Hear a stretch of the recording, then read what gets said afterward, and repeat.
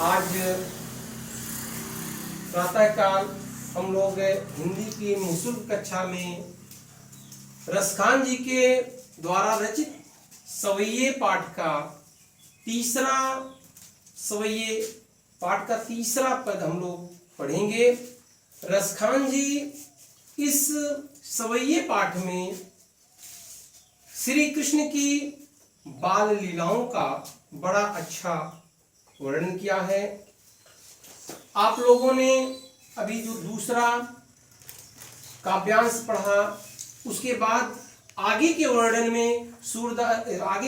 में रसखान जी बताते हैं कि श्री कृष्ण किस तरह से सुशोभित हो रहे हैं अपने बालपन में।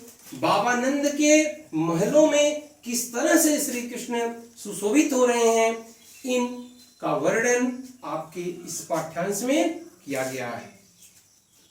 आप लोग पाठ्यांश को ध्यान से देखेंगे।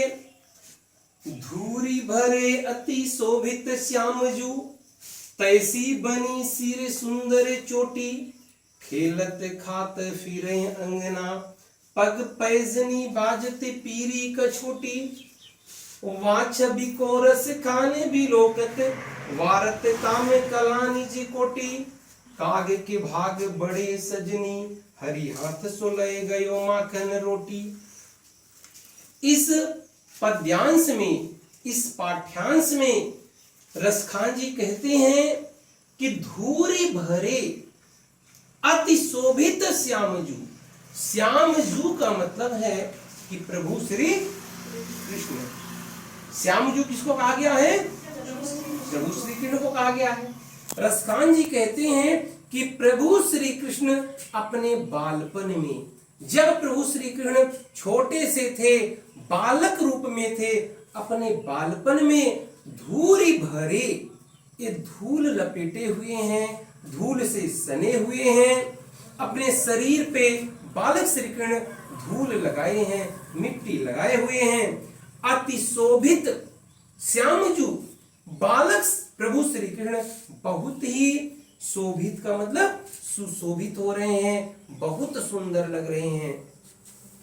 तैसी बनी सिर सुंदर चोटी, उतना ही सुंदर माता यशोदा ने इनके सिर पर चोटी बांध दिया है। जितना सुंदर प्रभु श्री कृष्ण लग रहे हैं, उतना ही सुंदर माता यशोदा ने इनके बालों को चोटी रूप में बांध दिया है। खेलत खात फिरे अंगना, देखिए बालक श्री कृष्ण हाथों में मक्खन रोटी लेकर के खा रहे हैं। खेलत माने आंगन में खेल रहे हैं। फिरे अंगना, और आंगन में चारों तरफ ये बालक श्री कृष्ण घूम घूम करके, दौड़ दौड़ करके ये खा रहे हैं। पग पैजनी बाजती, पग पैजनी बाजती, पग का मतलब पांव में, पैजनी माने घुंघरू बज रहे हैं। बालक श्री कृष्ण अपने पांव में जो पैजनी पहने हुए हैं, उसके घुंघरू बज रहे हैं। पीरी कछोटी, बालक श्री कृष्ण पीले रंग की कछोटी का मतलब है लंगोटी पहने हुए हैं, पीले रंग की लंगोटी धारण किए हुए हैं। वहां छवि को रस खाने बिलोकत, रसखान जी कहते हैं इस छवि को, इस रूप को देख करके रसखान जी कहते हैं कि वारत काम कला निज कोटि, कि कामदेव भी अपनी हजारों कलाओं को, करोड़ों कलाओं को न्यौछावर कर देते हैं। अर्थात कामदेव भी प्रभु श्री कृष्ण की सुंदरता के आगे शर्मा जाते हैं। कामदेव भी अपनी सुंदरता को तुच्छ समझते हैं बालक श्री कृष्ण की सुंदरता के आगे। काग के भाग बड़े सजनी, रसखान जी कहते हैं कि जिस समय श्री कृष्ण हाथों में मक्खन रोटी लेके खा रहे थे, उसी समय एक कौवा आता है और इनके हाथ से मक्खन और रोटी लेकर के उड़ जाता है।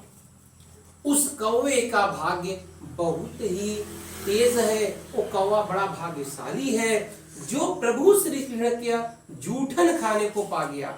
रसखान जी कहते हैं कि हे प्रभु श्री कृष्ण, हमसे अच्छे भाग्य तो उस काव्य के हैं, उस कौवे का भाग्य हमसे भी अच्छा है जो आपका जूठन खाने को पा गया। हे प्रभु, आप दया कीजिए, हमको भी अपने सानिध्य में रखिए, हमारे ऊपर भी दया दृष्टि बनाइए। जिस तरह से आपने सबके ऊपर दया किया, उसी तरह से आप हमारे ऊपर भी दया कीजिए, हमें भी अपने सानिध्य की छाया में रखिए।